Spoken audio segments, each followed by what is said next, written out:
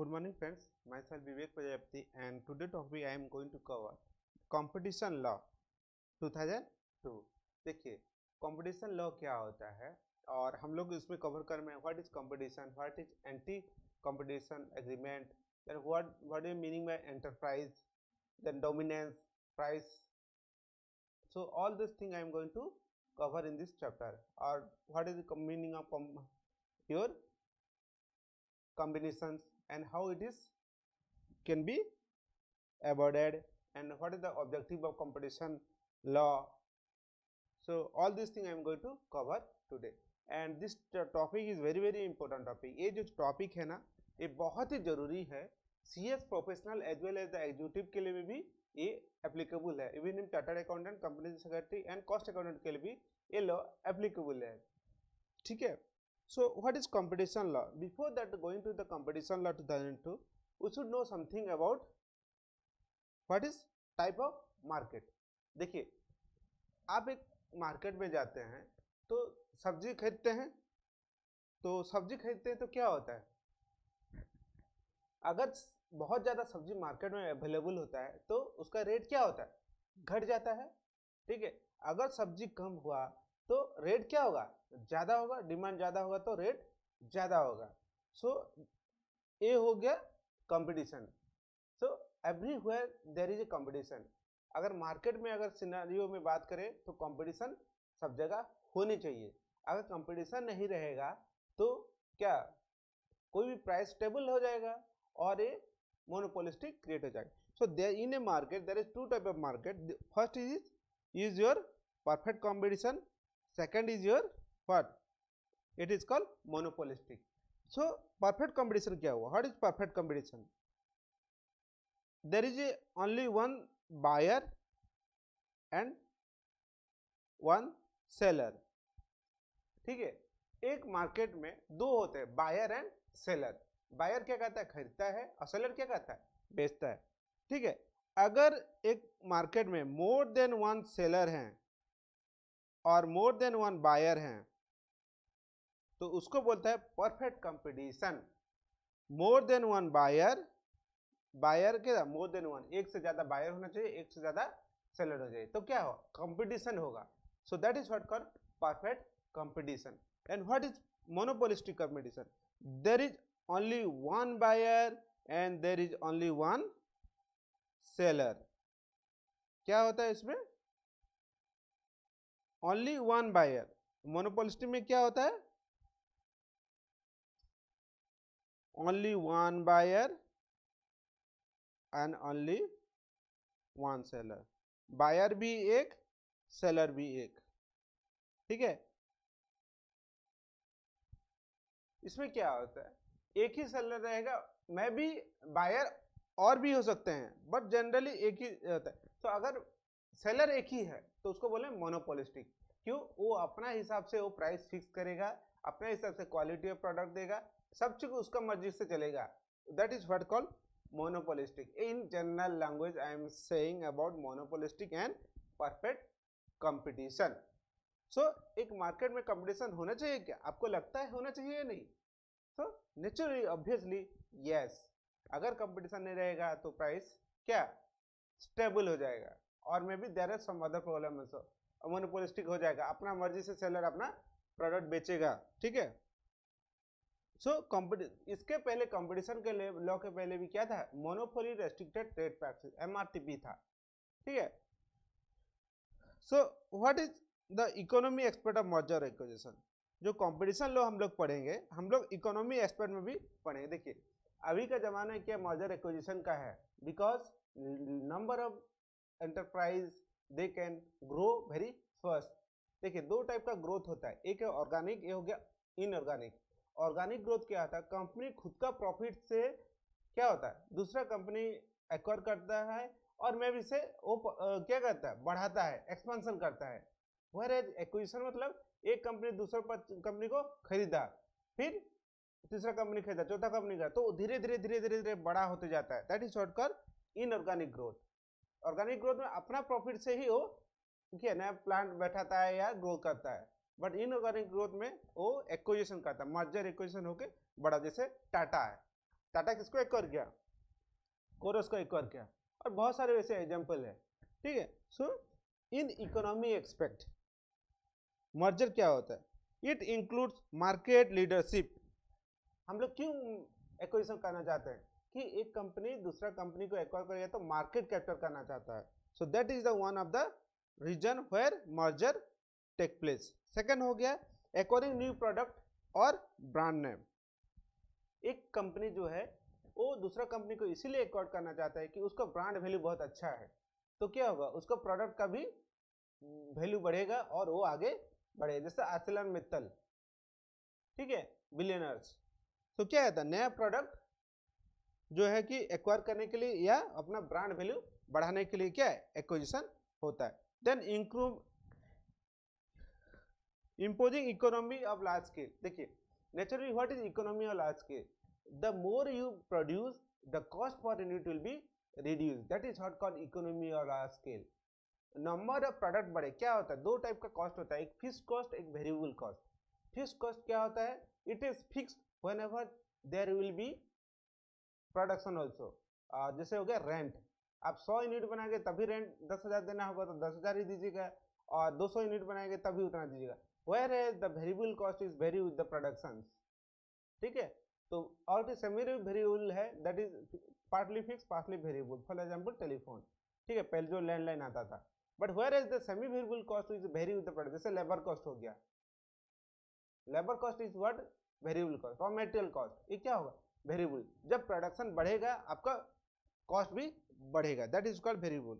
सो economy और large scale मतलब क्या होता है, when there is a more volume of production then there will be economy or large scale, the cost will be reduced। then fourth is your rationalization in the production।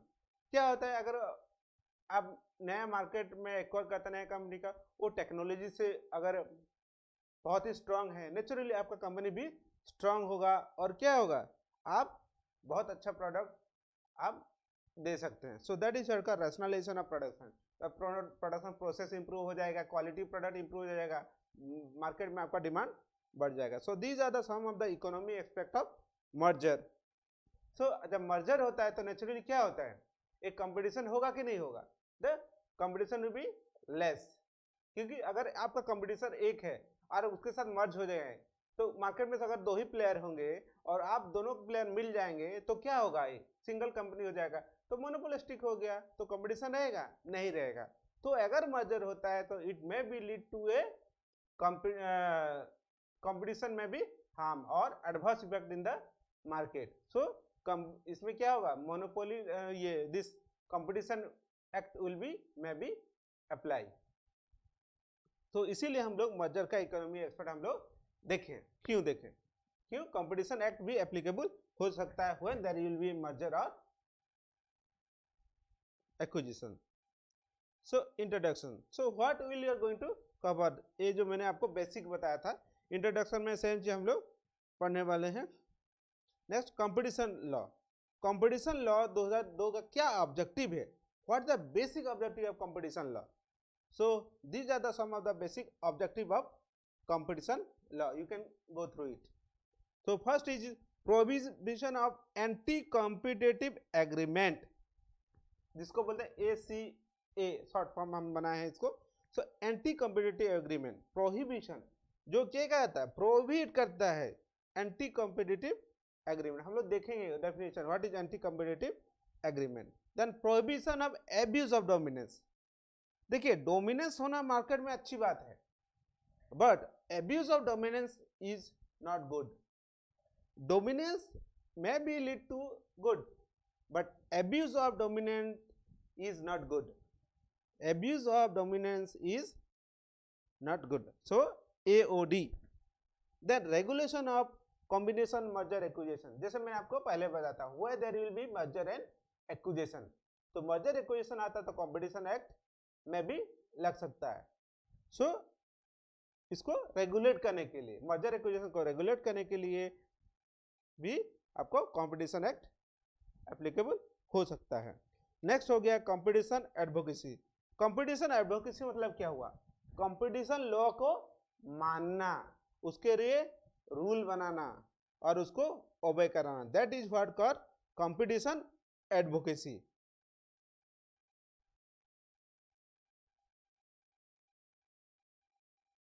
जो competition का नया rule आया, law आया, उसको applicable करना, उसको application में लाना, that is what called competition advocacy, that is what called application और applicability of competition law in the market. So this is the some of the objective of competition law, जो exam में पूछा जा सकता है। Why, ये why का answer आपको जानना पड़ेगा, व्हाई ऑब्जेक्टिव जानना पड़ेगा। जब तक ये वाई का आंसर आपको क्लियर नहीं होगा, आप सब्जेक्ट पढ़ के कुछ फायदा नहीं है। So you have to know what is the basic objective of the law, क्यों लॉ बना, why there will be competition act, got my point. Then these are the some of the objective of competition law. So first is prohibition of anti-competition agreement, then prohibition of dominance, then third is your control of merger acquisition, fifth one competition advocacy. So these are the objective of competition law. Then second is your competition law का जो मैंने एक बढ़िया सा diagram बना है, you can go through the objective of competition law.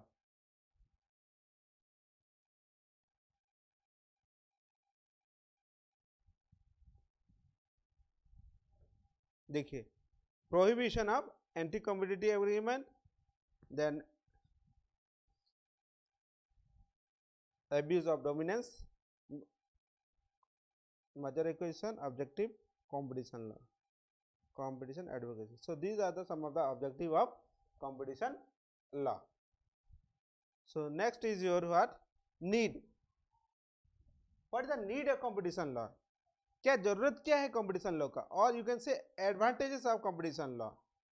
So these are the some of the advantages or need of competition law. What is the need?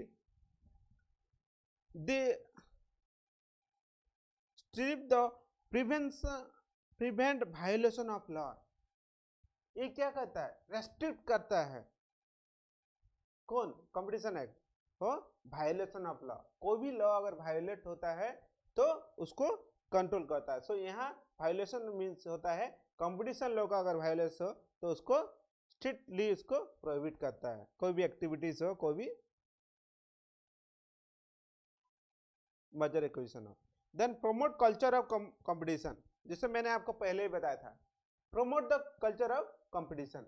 अगर market में कंपटीशन नहीं होगा, मोनोपोलिस्टिक हो जाएगा तो उसका ही चलती बनेगा, किसका, एक ही सेलर का, बायर का कुछ रोल नहीं रहेगा, वो जिससे मर्जी उसे मार्केट को चलाएगा, जो प्राइस फिक्स करेगा आपको लेना पड़ेगा, जो क्वालिटी प्रोडक्ट देगा आपको लेना पड़ेगा. And this is not good for the economy. Economy का डेवलपमेंट होगा क्या, जनरली नहीं होगा. अच्छा कंपटीशन होगा तब ना प्रोडक्शन बढ़ेगा, तब ना क्वालिटी अच्छा हो मिलेगा, एंड इकोनॉमी बहुत अच्छा होगा.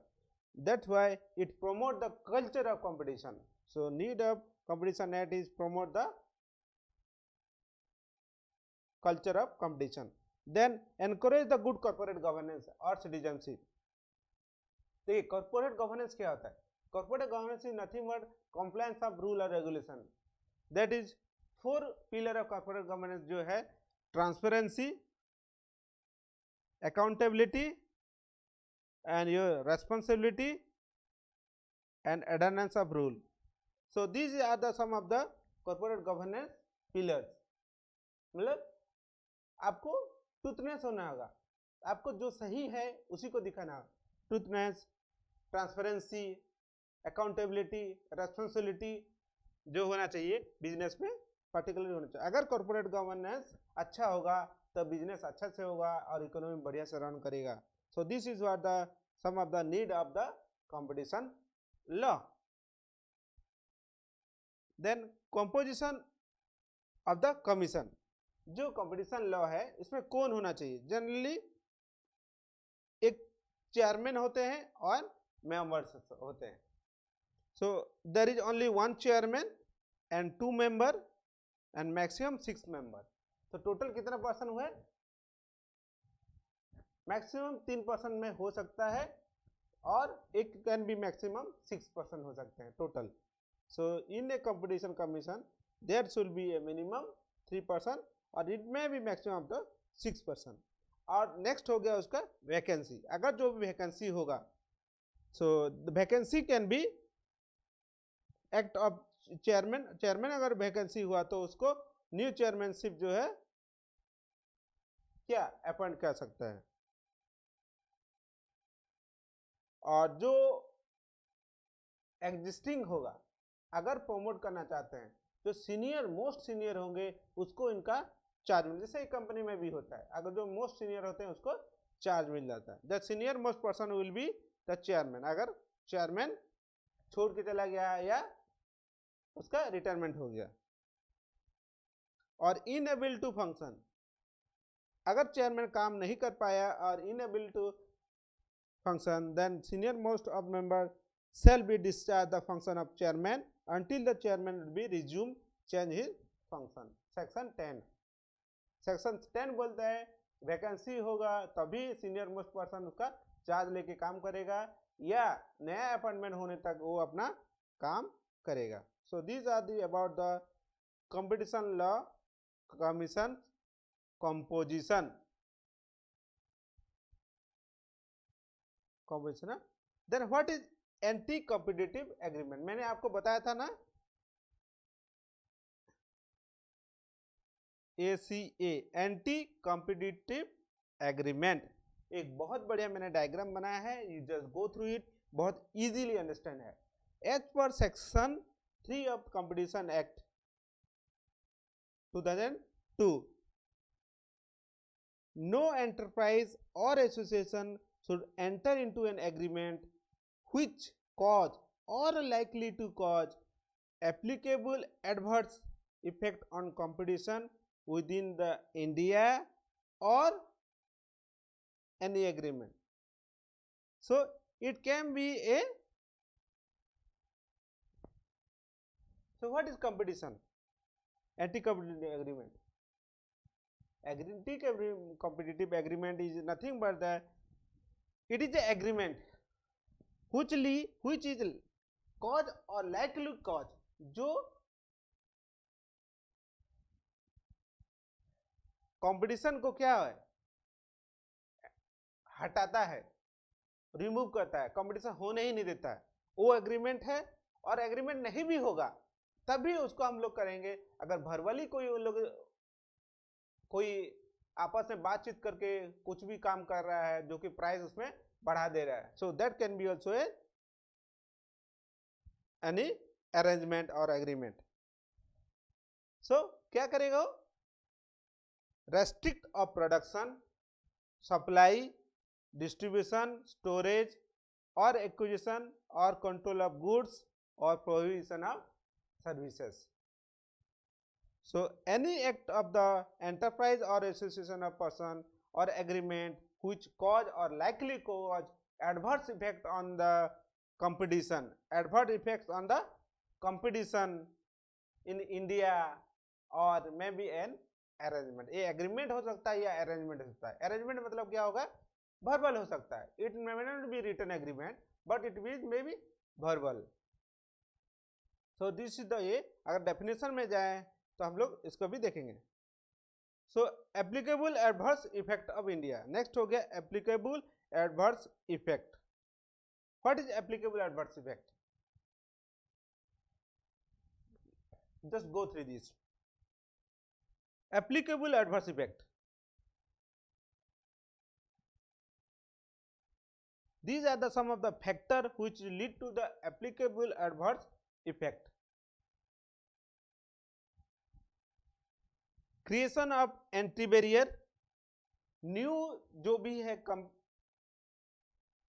कंपनी मार्केट में, सपोज एक प्लेयर है, ठीक है, और या दो प्लेयर है और जो नया प्लेयर आने वाले हैं और नया कंपनीज आने वाले हैं, उसको क्या करेगा, एंट्री बैरियर क्रिएट करेगा। जैसे बहुत सारे ऐसे एग्जांपल है, फॉर एग्जांपल अभी रिलायंस जियो आया, रिलायंस जियो इतना बढ़िया से आया, 4G आया, उसके बाद बाकी सब क्या पीछे छोड़ दिया।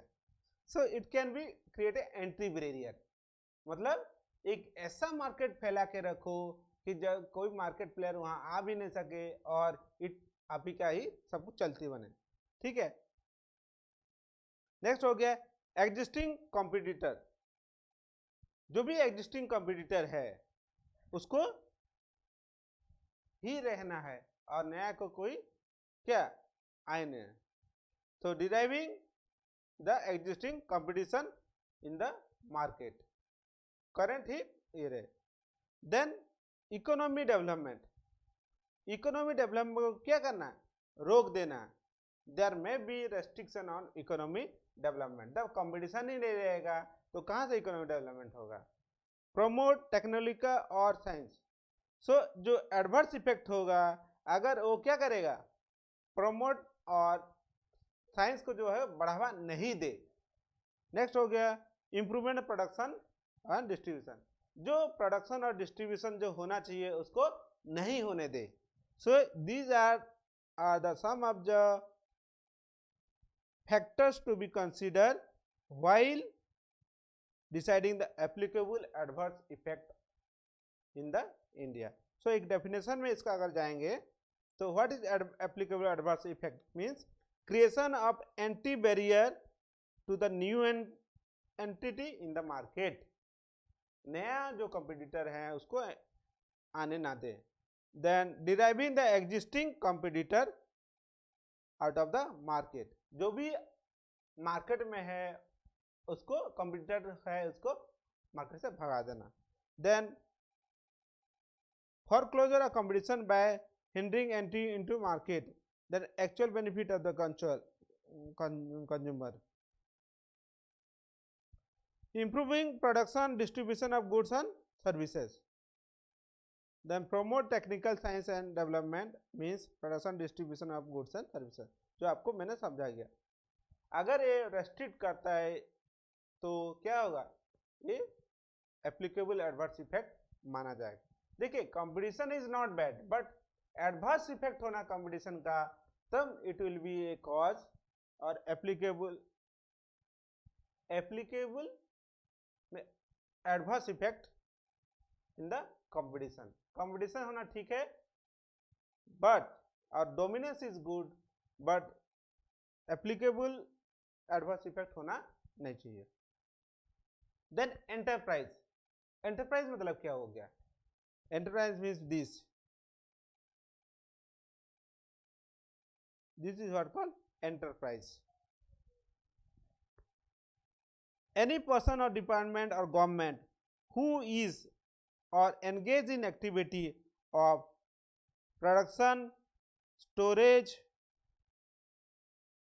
production, storage, supply, distribution or acquisition। अब गुड्स और सर्विसेज हो सकता है, गुड और सर्विसेज हो गया। एंगेज्ड इन मीन्स कोई भी पर्सन और government department engage in production distribution of goods और सर्विसेज में B it is called enterprise, but it does not include sovereign function. Sovereign मतलब हो गया जैसे हो गया डिफेंस, गवर्नमेंट अगर डिफेंस काम करता है so it is not enterprise, government department को एंटरप्राइज बोला नहीं जाएगा। सॉवरेन फंक्शन डेफिनेशन में जाएंगे तो क्या है, एंटरप्राइज मीन्स पर्सन और department of government who are engaged in activity like production, storage, supply, distribution, acquisition and control of article और सर्विसेज और एनी काइंड में भी इन्वेस्टमेंट। सेकंड ये भी हो सकता है और बिजनेस एक्वायरिंग होल्डिंग, आप एक कंपनी दूसरा कंपनी को एक्वायर करने जाता है, उसको शेयर को एक्वायर करता है, ठीक है, और डिवेंचर और सिक्योरिटी को एक्वायर करता है, और थ्रू द सब्सिडरी, वो अपने नहीं करता है, through the subsidiary. A company है और बी कंपनी का क्या हुआ, A both are subsidiary company है, more than 51% share held by the A company. B company का जो है ओनर क्या है, ए कंपनी है, सब्सिडरी है कौन, बी कंपनी ए का। तो अगर वो डायरेक्टली ए कंपनी से चाहा बट बी का थ्रू में भी अगर कोई चीज ऐसे काम करता है तो क्या होगा, उसको एंटरप्राइज बोला जाएगा। और division of subsidiary where such division और सब्सिडरी हुई चीज लोकेटेड सेम प्लेस, वो सेम जगह पे हो सकता है या डिफरेंट लोकेशन पे भी हो सकता है, वो काम करे, तो मतलब कोई प्रोडक्शन करे या डिस्ट्रीब्यूशन करे और anything what I have mention in the activities about वो करे, तो उसको क्या बोला जाएगा, एंटरप्राइज बोला जाएगा। But it does not include, not included क्या, government which sovereign function, SOVRING, sovereign function, जिसको मैंने आपको बोला था, of government including the activity of central government और स्टेट गवर्नमेंट, जैसे एटॉमिक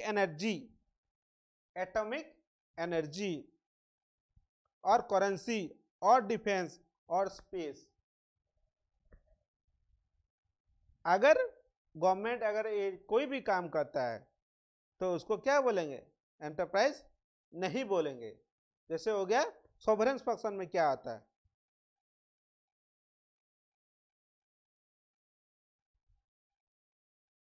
सोवरेन फंक्शन में जनरली क्या आता है, ये 4 चीज होता है, क्या, एनर्जी में हो सकता है,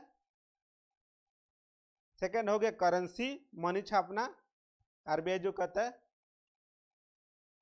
सेकंड हो गया defence, this is third sorry, and fourth हो गया स्पेस। ये अगर काम करता है तो उसको एंटरप्राइज नहीं माना जाएगा। These are activity is not called as enterprise. Then what is goods? ये हम लोग अभी डेफिनेशन पढ़े। What is goods? Goods is defined under Sale of Goods Act 1930. So what is that? Product manufactured or process और mind. जैसे production करते हैं, manufacture करते हैं, input is converted into output, raw material is converted into output, raw material is converted into finish good. जैसे would, would say हम लोग क्या बोलते हैं, विंडो और डोर बनेगा, सो that is raw material is converted into finish good. Iron और से हम लोग चेयर बनाते हैं, लोहा बनता है, उससे लोहा का चेयर बनता है, so that is shortcut manufacturing. और प्रोसेस, प्रोसेस मतलब हो गया टी क्या होता है, प्रोसेस होता है, लीव्स जो टी है उसको हम लोग सुखा के ड्राई करके हम लोग चायपत्ती बनाते हैं, so that is shortcut process. और माइनिंग, माइंड मतलब mining, coal production, so that is are called goods. Next debenture, stock and share, any share और डिवेंचर आफ्टर अलॉटमेंट, जो कंपनी अपना शेयर और डिवेंचर, शेयर मतलब it is small segment of capital और group of shares is known as stock. और goods imported into India, any goods which can be imported from the other country or abroad, that is called goods. So goods का definition में यही सब है, ठीक है friends. Next anti competitive agreement, हम कौन कौन सा एक्टिविटीज को एंटी कॉम्पिटिटिव एग्रीमेंट बोलते हैं। So these are the called anti competitive agreement. So दो तरह के एंटी कॉम्पिटिटिव एग्रीमेंट होते हैं, first is horizontal and second is your vertical. Horizontal में क्या आता है, price fixing, your limit the production और distribution, allocation of market share, bid rigging. And vertical में आता है tie up agreement, exclusive supply agreement, exclusive distribution and refusal to deal, and last is your resale price maintenance. So these are the anti competitive agreement. ये बहुत ही exam oriented question है my dear friends, please इसको याद कर लीजिएगा। सो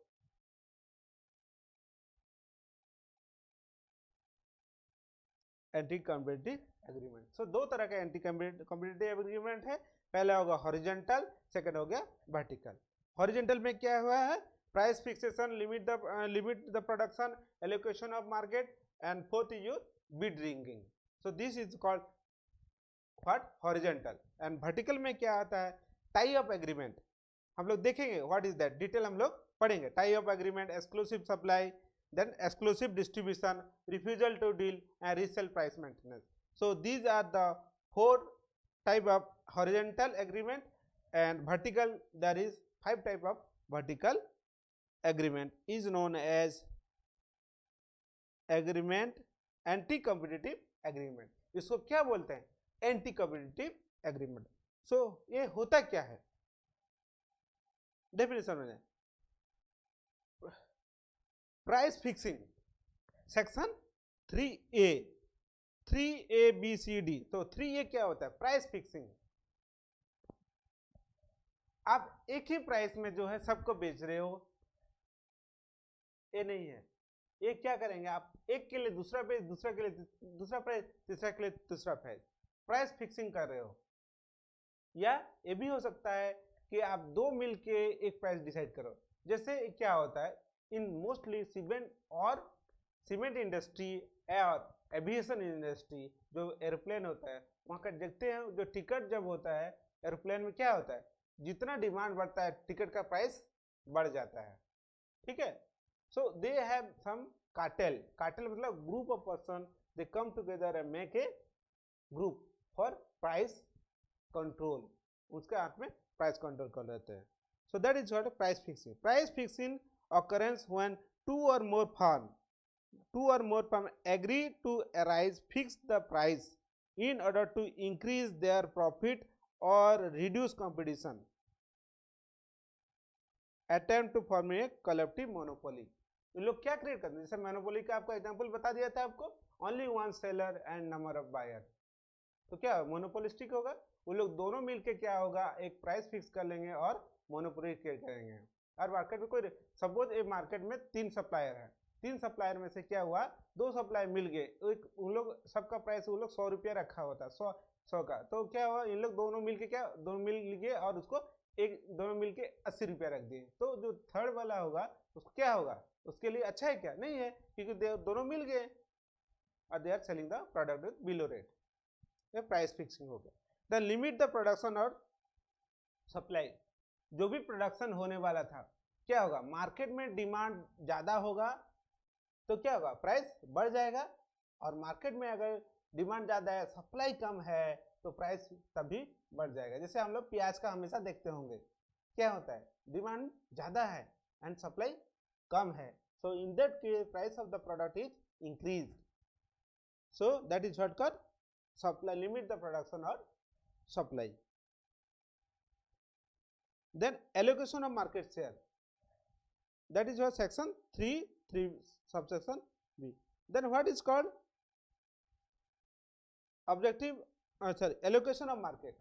क्या होता है कि एक मार्केट जो है, एक पर्टिकुलर सप्लायर को क्या होता है, दो पर्सन है यहाँ. जैसे हम लोग क्या होता है, गुंडाराज, सपोज ये इंडिया है. देखिए डायग्राम बहुत अच्छा नहीं है.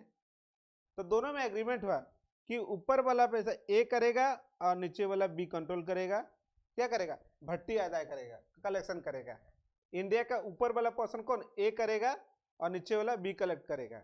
सो दैट इज व्हाट का एलोकेशन ऑफ मार्केट. वो लोग आपस में एग्रीमेंट कर लेंगे कि हम तुम्हारे जगह पे नहीं जाएंगे और कि तुम मेरे जगह पे मत आना. So there is what called allocation of market share. ये क्या है, these are called agreement which are anti competitive agreement. पढ़ते हैं. It means the agreement, allocation market means the agreement among the enterprise which have exclusive preferential right in the designated area or scale of production or services otherwise. या ऐसे भी हो सकता है कि particular product जो है कि ए बनाएगा और बी उसको नहीं बनाएगा, बी बनाएगा तो वो ए उसको नहीं बनाएगा. ठीक है. Then bid rigging. Bid rigging मतलब क्या होता है, हम लोग बहुत सारे चीज ऑक्शन होते हैं. जैसे हम लोग स्कैम देखे हैं ना, सुने होंगे आप भी कभी, पेट्रो स्कैम. तो क्या होता है, जनरली ऑक्शन होता है. In auction number of person are taking participate in the auction. The highest bidder is known as the purchaser of the product. जैसे ऑक्शन होता है 101, 102, 103, तो जो हाईएस्ट बिडिंग करता है वो 1 होता है. तो इसमें क्या था, ऑक्शन में पार्टिसिपेट करना में, जैसे कोयला में भी ऑक्शन सेल होता है, रोड सेल ऑक्शन सेल होता है। तो व्हाट इज ऑक्शन सेल? यही ऑक्शन सेल में क्या होता है कि more than 1% are taking in the bidding, जो हाईएस्ट बिडर रहता है वो उसका क्या होगा, ओनर हो जाएगा, इसको सेल कर दिया जाएगा प्रोडक्ट। ठीक है, तो उन लोग क्या होता है 3% जो बोलते हैं कि नहीं हम लोग एक पर्टिकुलर फिक्स कर लेंगे प्राइस और उससे ज्यादा हम लोग नहीं बढ़ेंगे। So that is agreement between themself for not to go beyond the particular price. तो क्या होगा, कम में उसको सेल करना पड़ेगा। ठीक है, so that agreement is also bid rigging and that is anti competitive agreement. Bid rigging is the particular form of collective price fixation behavior by firm or the bidders। ठीक है, जो bid करते हैं। So these are the horizontal agreement। Then what are the vertical agreement? Section 3 subsection 4 4B A B C D E। So क्या बोलता है, tie up agreement। tie up agreement first is what, tie up agreement। What is the tie up agreement?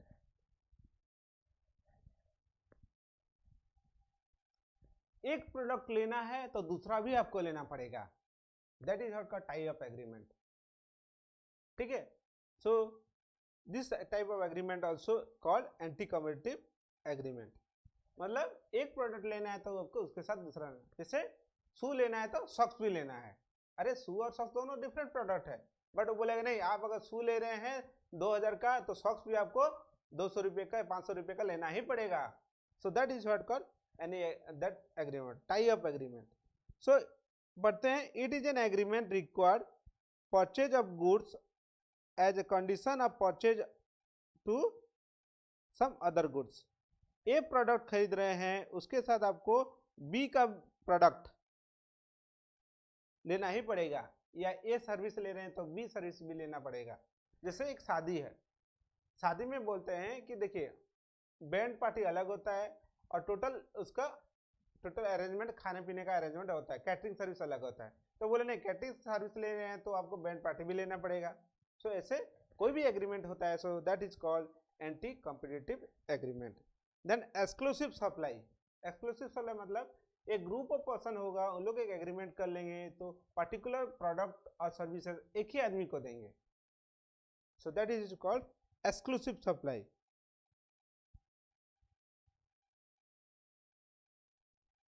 और exclusive product भी दे सकते हैं कि एक ही product cell करेंगे और कोई प्रोडक्ट ही नहीं बेचेंगे, that is what called exclusive distribution agreement, exclusive supply agreement. Then distribution, similar वही एग्रीमेंट है। Exclusive distribution agreement or exclusive territory agreement between the enterprise.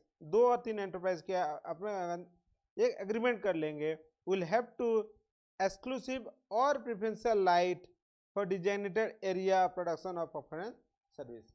एक पर्टिकुलर एरिया में बोले कि हम ही लोग यहाँ पर ही प्रोडक्शन करेंगे और डिस्ट्रीब्यूशन करेंगे और सप्लाई करेंगे टोटल एक पर्टिकुलर एरिया में, that is what called exclusive distribution. ठीक है, नेक्स्ट हो गया रिफ्यूजल टू डील। टोटल बोलेंगे हम लोग आपको बेचेंगे ही नहीं, refusal to deal.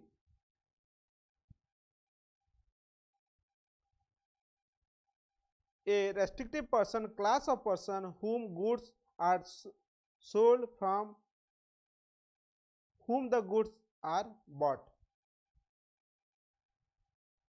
Then resale price maintenance। resale price maintenance मतलब हो गया जो मैन्युफैक्चरर और रिटेलर से जो है कंज्यूमर को जो प्राइस सेल होता है, that is what called resale price maintenance.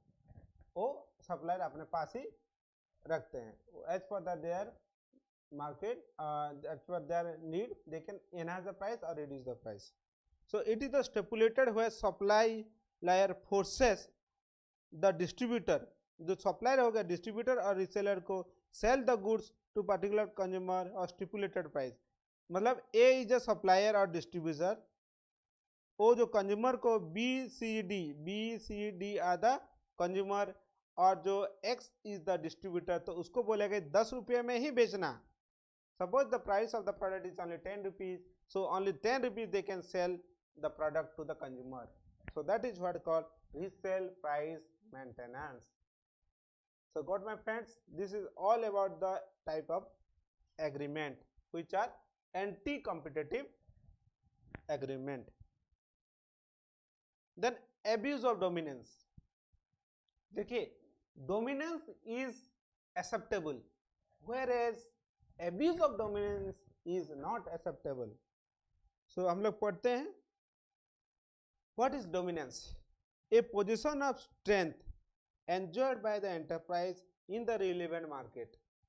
एक जो पर्टिकुलर पोजीशन है, ये एंटरप्राइज उसको क्या एंजॉय करता है relevant market in India, applicable to operate independently of the competitive force providing the relevant market.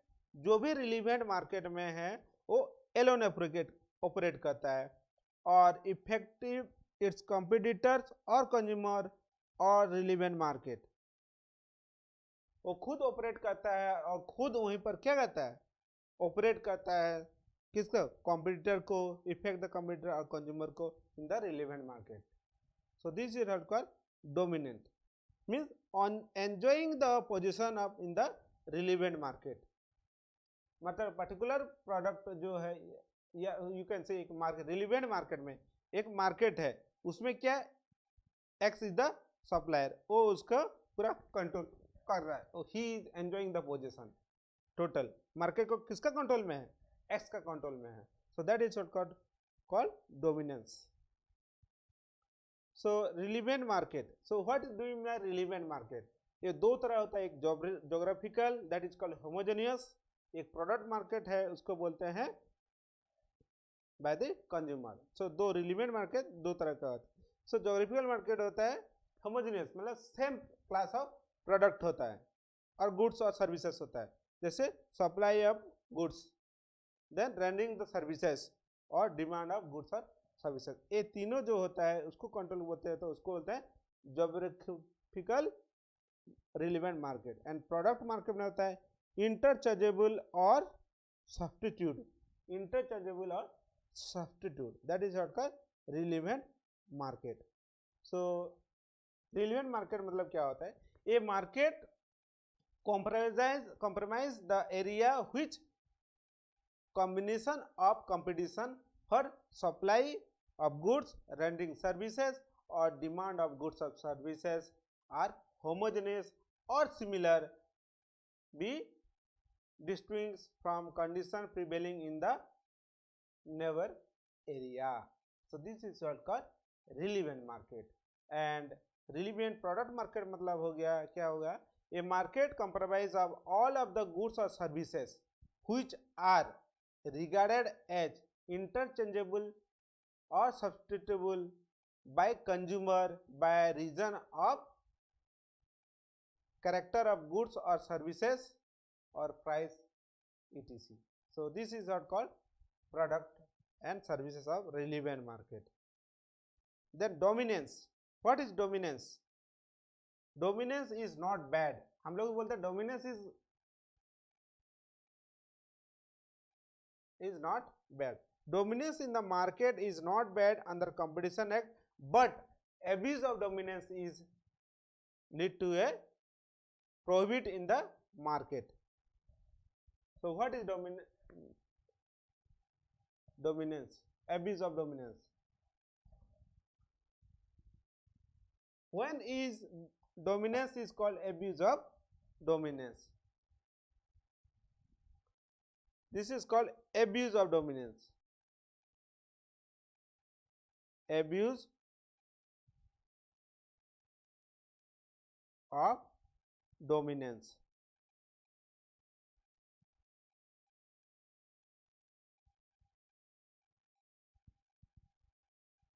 In market. So what is abuse of dominance in the market? So these are called abuse of dominance in the market. Imposing unfair or discrimination price, purchase और sell. Unfair जो कि totally prohibit है, unfair है, not fair, ठीक नहीं है. Then unfair discrimination price, जो price आप सेल कर रहे हैं वो टोटली गलत है। Limit the restrict the production और सर्विसेज, प्रोडक्शन और सप्लाई को आप रेस्ट्रिक्ट करते हैं। प्रोडक्शन ज़्यादा होगा तो क्या होगा, इकोनॉमी स्केल होगा तो कॉस्ट प्राइस कम हो जाएगा, कंपटीशन अच्छा रहेगा। बट आप प्रोडक्शन ही नहीं करोगे या सप्लाई ही नहीं करने दोगे तो क्या होगा, नेचुरली वो डोमिनेंस पोजीशन में कहलाएगा। Then denying the market access, एक मार्केट ही एसेस करने आप मना कर देते हो, that is what called denying the market access. Then limit the restrict the technological science using a dominant position, so आप टेक्नोलॉजिकल साइंस को डेवलप करने नहीं देते हो। जैसे क्या होगा, research and development R&D centre हो जाएगा तो क्या होगा, प्रोडक्ट का क्वालिटी क्या होगा, बढ़ जाएगा, ठीक है। सो उसको आप रेस्ट्रिक्ट करते हो। सो this is what called dominance, abuse of dominance. So first is what, directly indirectly imposing the dominating the sale of goods or services.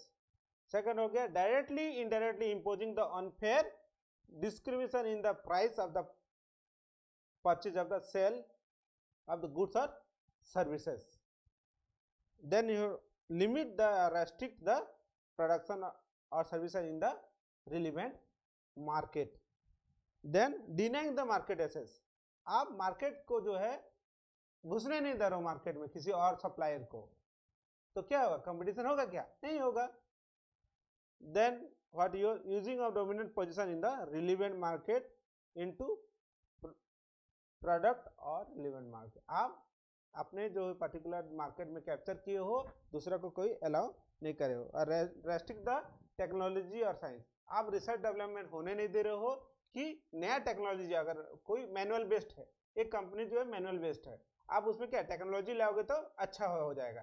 For example पहले क्या होता, सिक्योरिटी गार्ड था, अभी रोबोट आ गया है, तो रोबोट आ गया तो क्या हुआ, वहाँ पर सिक्योरिटी गार्ड का काम नहीं है, तो टेक्नोलॉजी को आप लाने नहीं दे रहे हो, क्यों, फेस रीडिंग कर लेगा, तो सिक्योरिटी गार्ड का काम ही नहीं है, जो आदमी आया फेस रीडिंग कर ले, हाँ आदमी सही है, खत्म बात।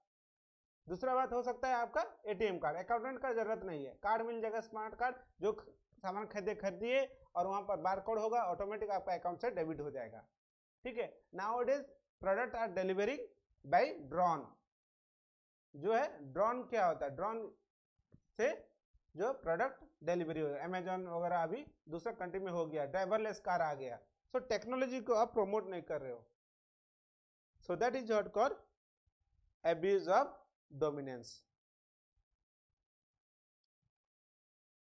Then regulate the combination, section 5 with the regulate the combination, क्या होता है, आप जब मैंने पहले एक्विजिशन के बारे में बताया था, if a company is going to acquire the another company and it may be lead to a combination, अगर एक कंपनी दूसरा कंपनी को एक्वायर करता है तो क्या होगा, कॉम्बिनेशन हो जाएगा।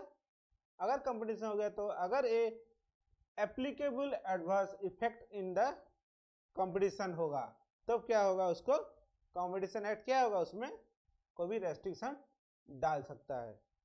सो what is combination, combination means acquisition और control the share voting rights asset acquisition by a person over a enterprise, such person has control over the another enterprise, again the competing business, merger, amalgamation, or when combination price exceed the threshold limit, मतलब एक limit fix किया गया हुआ है, एक company दूसरे company को अगर एक्वायर करता है, अगर एक्वायरिंग जब करता है, अगर उसका एसेट और जो टर्नओवर अगर उससे पर्टिकुलर लिमिट से ज़्यादा हो जाएगा तो हम लोग उसको क्या बोलेंगे, कॉम्बिनेशन बोलेंगे, और उसमें जो है कि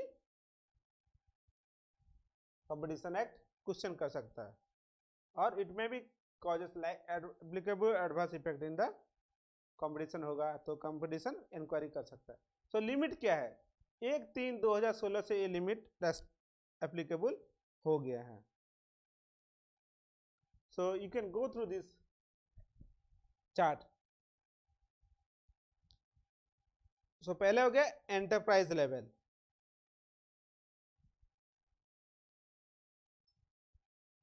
और दूसरा हो गया ग्रुप लेवल, माने एक इंडिविजुअल एंटरप्राइज है,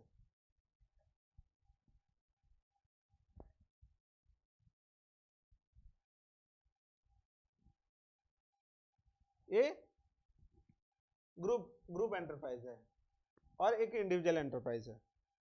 सो अगर एंटरप्राइज इंडिविजुअल है तो इंडिया और वर्ल्ड वाइज और विद इन इंडिया, तो तीन में इसमें डिवाइड है, एक इंडिया में है, एक विद इन इंडिया और वर्ल्ड वाइड। अगर एसेट दो कंपनी जो है वो मर्ज हो गया तो उसका एसेट 200 करोड़ से ज़्यादा इंडिया में है, ग्रेटर देन 200 करोड़, और टर्नओवर अगर 6000 करोड़, 2000 करोड़ और 6000 करोड़ से ज़्यादा हो गया तो उसको कॉम्बिनेशन माना जाएगा। अगर वर्ल्ड जाए तो $1 बिलियन US और $3 बिलियन US टर्नओवर होना चाहिए, और विद इन द इंडिया होगा तो जो एसेट होना चाहिए 100 करोड़ और ये होना चाहिए 300 करोड़। ठीक है, अगर ये होगा इंडिविजुअल एंटरप्राइज लेवल में। व्हेयरएज इन ग्रुप लेवल क्या हो जाएगा, विद इन इंडिया हो जाएगा 800 करोड़ और ये हो जाएगा, ये हो गया $400 बिलियन, ये 1000 और 3000, ये हो गया 12, ये हो गया 30। बहुत इजी है इसको रिमाइंड करने में। जैसे आप एक ही फिगर याद कीजिए, दिस इज 200, तो इसमें आप क्या कीजिएगा, 3 मल्टीप्लाई कीजिएगा, 300, इसमें क्या मल्टीप्लाई करना है, 3 मल्टीप्लाई कीजिएगा, और इधर आपको कितना मल्टीप्लाई करना है कि ओनली 4 मल्टीप्लाई करना है। ठीक है, तो ऊपर में आप मल्टीप्लाई करिएगा 3 और नीचे आप 4 मल्टीप्लाई करिएगा। तो पहले 2 था, ये हो गया 6, 3 × 2 6, ये 1 था, इसका हाफ ओनली, तो 1 × 3 3, 2 × 2, सॉरी ये अगर कोर्स में अगर ये करेंगे तो 1000 हो गया, ये हो गया, और ये 2000 था, नीचे हो गया कितना, इंटू 4 मल्टीप्लाई बोले थे तो 8 होगा, 2 × 4 इज 8, एंड जो 6 था, 6 × 4 दैट इज 24, और सिमिलरली इसमें 1 था और 3 था, इसमें क्या होगा 12, 400 and 300। So this about the combination. सो इसको याद कर लीजिएगा। ठीक है, इसमें एक नोट है, the central government in the public interest hereby exemption of enterprise, एक एग्जम्प्ट हो गया एंटरप्राइज में। ठीक है, when the enterprise control the share of voting right enterprise more than, अगर इसका जो कंट्रोल करेगा एंटरप्राइज को more than 350 crore in India और टर्नओवर 100 करोड़ और मोर इन इंडिया, सेक्शन फिर 5 साल के उसके लिए कंपटीशन क्या होगा, 5 साल के जो है उसको वो माफ भी कर सकता है। सो इसमें एक नोट है, पब्लिक इंटरेस्ट में कमीशन ऑफ इंडिया ये लिमिट को जो है 350 कर दिया है टर्नओवर और 100 कर दिया है, सॉरी 350 कर दिया है इन इंडिया में टर्नओवर और 100 को हो गया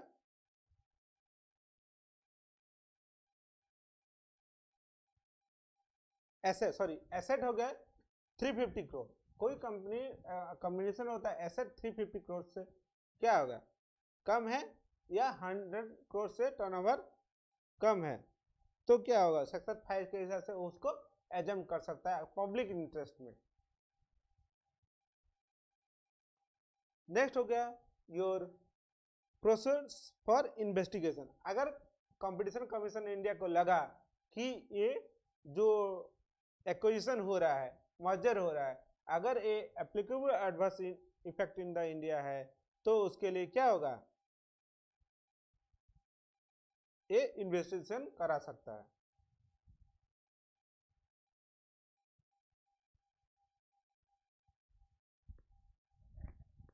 means the threshold limit specify exceed the above table.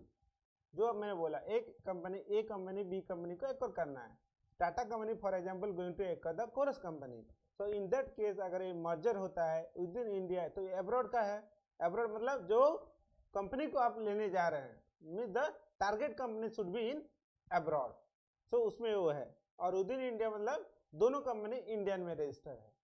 ठीक है, not domestic company, both are in domestic company, और वो हो गया foreign company. So proceed of investigation क्या है, process section 19।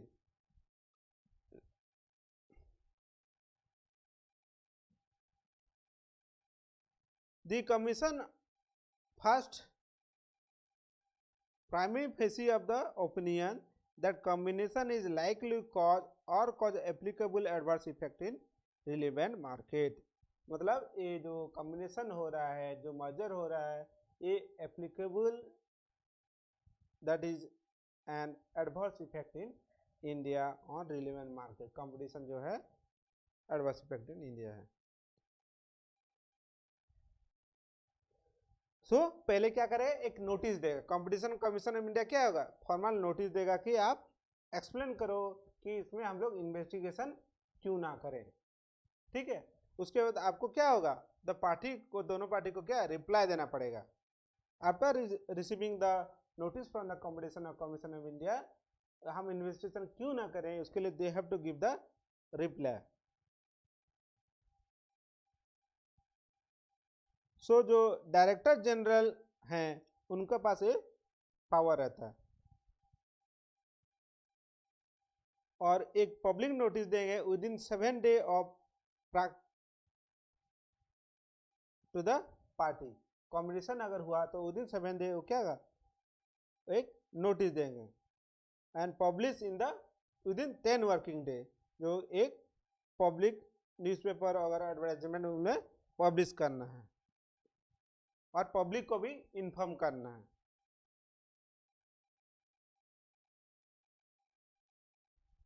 Then the competition may advise the person to effect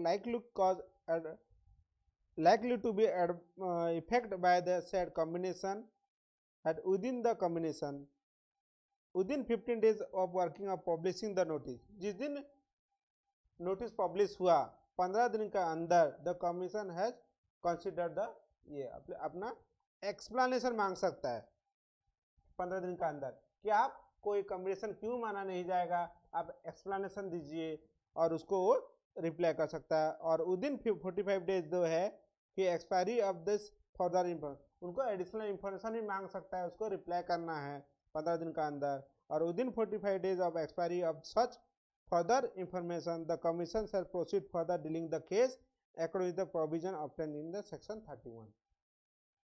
उसको decision दे देना है. ठीक है. So these are the process of investigation.